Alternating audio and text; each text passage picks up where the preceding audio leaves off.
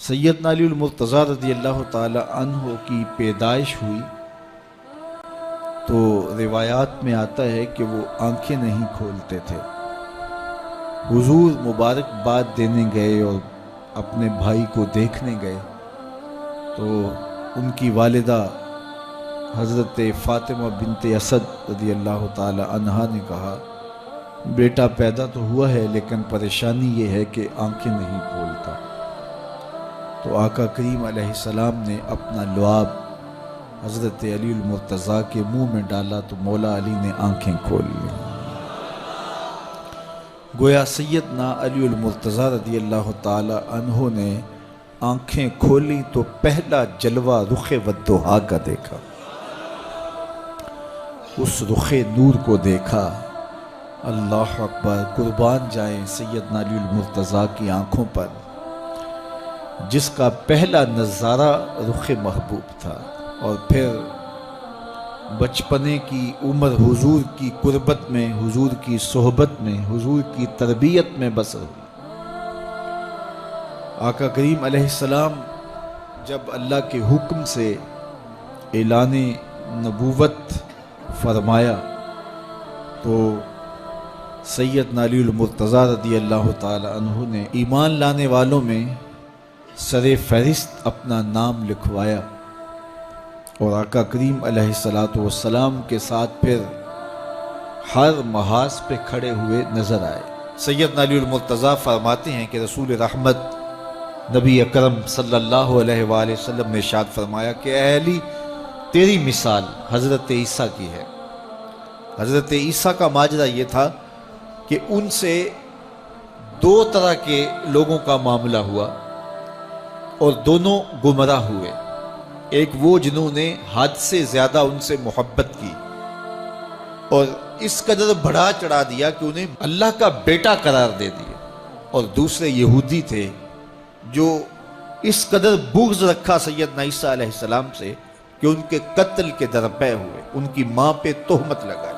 سیدنا علی المرتضیٰ فرماتے ہیں کہ میرے حضور نے فرمایا تیری مثال بھی حضرت عیسیٰ کی ہے، تیرے معاملے میں آ کر بھی دو لوگ برباد ہوں گے، ایک محبت کی وجہ سے برباد ہوں گے، ایک بغض کی وجہ سے برباد ہوں گے۔ ایک محبت میں ایسے افراط کریں گے، اس قدر محبت میں تجاوز کر جائیں گے، حد سے بڑھ جائیں گے کہ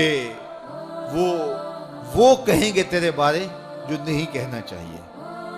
حتیٰ کہ سیدنا علی المرتضیٰ رضی اللہ تعالی عنہ کی محبت میں لوگوں نے تمام صحابہ پر سب و شتم کو جائز سمجھ لیا، اور ایک طبقہ ایسا بھی ہے جو سیدنا علی المرتضیٰ رضی اللہ تعالی عنہ کو خدا اور الہ کہتا ہے۔ یہ نصیری سیدنا علی المرتضیٰ رضی اللہ تعالی عنہ کو الہ کہتے ہیں، علی اللہ کا نعرہ لگاتے ہیں۔ ایک طبقہ محبت میں تجاوز کر کے اس قدر جو ہے وہ سیدنا علی المرتضیٰ کے بارے میں اعتقاد قائم کرتا ہے کہ وہ گمراہی کے گڑھے میں جا گیا، اور ایک طبقہ وہ ہوگا جو تیرے ساتھ بغض رکھ کے برباد ہوگا۔ سیدنا علی المرتضیٰ رضی اللہ تعالیٰ عنہ کا نام بھی گوارا نہیں ہوگا۔ سیدنا علی المرتضیٰ کا نام لیا جائے تو طبیعت میں بے چینی اور اضطراب پھیل جائے گا۔ اور ایک طبقہ ایسا ہے نواسب کا، نواسب باقاعدہ 10 محرم کو سیدنا علی المرتضیٰ رضی اللہ تعالی عنہ کے شہزادے کی شہادت کے دن کو عید کے طور پہ منایا کرتے ہیں۔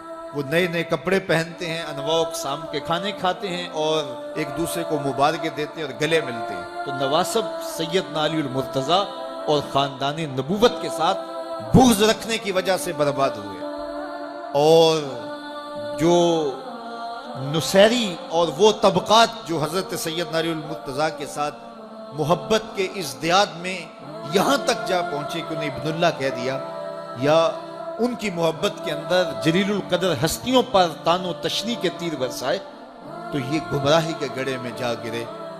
تو میں کہتا ہوں انہیں مبارک ہو جو سیدنا علی المرتضیٰ رضی اللہ تعالیٰ عنہ کے ساتھ وہ پیار کرتے ہیں جو شریعت اسلامیہ، شریعت بیضا کا تقاضا ہے، جس سے رسول اللہ کی آنکھیں بھی ٹھنڈی ہوتی ہیں، اصحاب رسول کی آنکھیں بھی ٹھنڈی ہوتی ہیں، اور اہل بیت رسول کے دلوں کو بھی قرار پاتے ہیں۔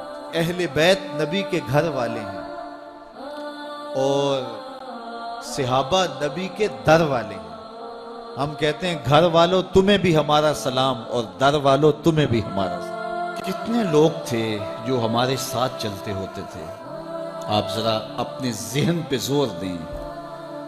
بچپن کے دوست، کلاس فیلوز، کاروباری ساتھی، گلی محلے کے لوگ، رشتہ دار، اعزاء و اقربا، آباء و اجداد، اور کتنے لوگ آپ کے مخالفین، معاندین، یہ ساری فہرست ذہن میں لائیں تو ایک دم خیال پڑتا ہے فلاں بھی چلا گیا، فلاں بھی چلا گیا۔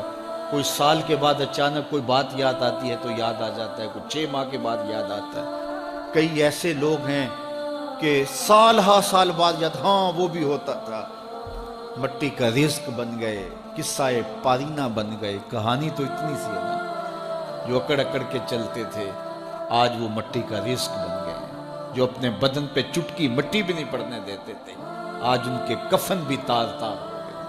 حضرت غوث اعظم فرماتے ہیں قبرستانوں میں جا کے دیکھو کیسے کیسے حسینوں کی مٹی خراب ہو رہی ہے۔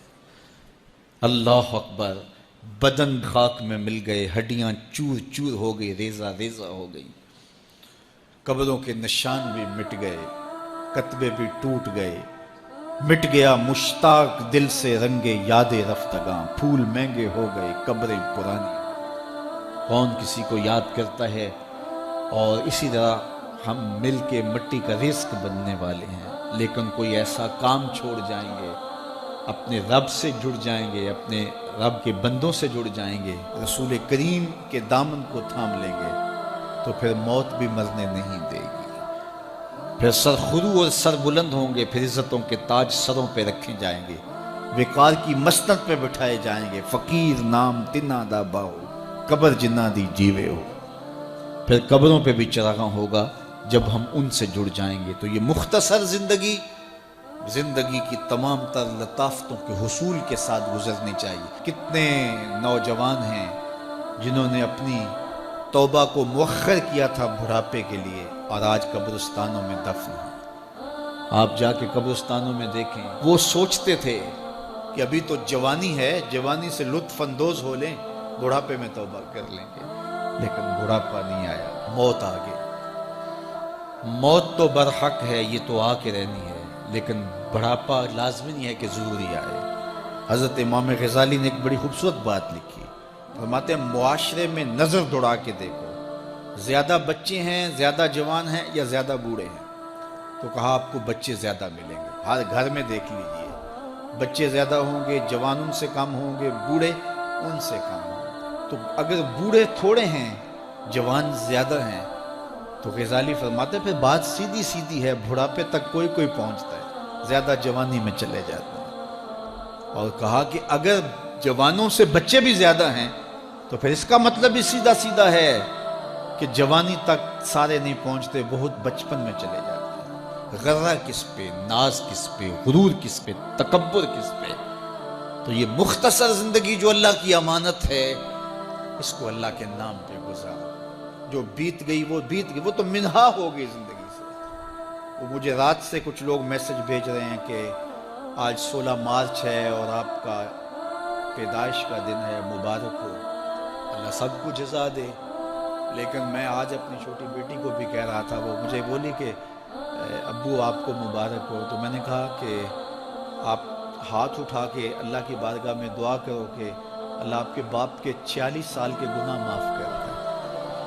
یہ تو زندگی گزر گئی ہے، 46 سال میرے ہاتھ سے نکل گئے ہیں، میں الٹا بھی لٹک جاؤں تو یہ میرے ہاتھ نہیں آ سکتے۔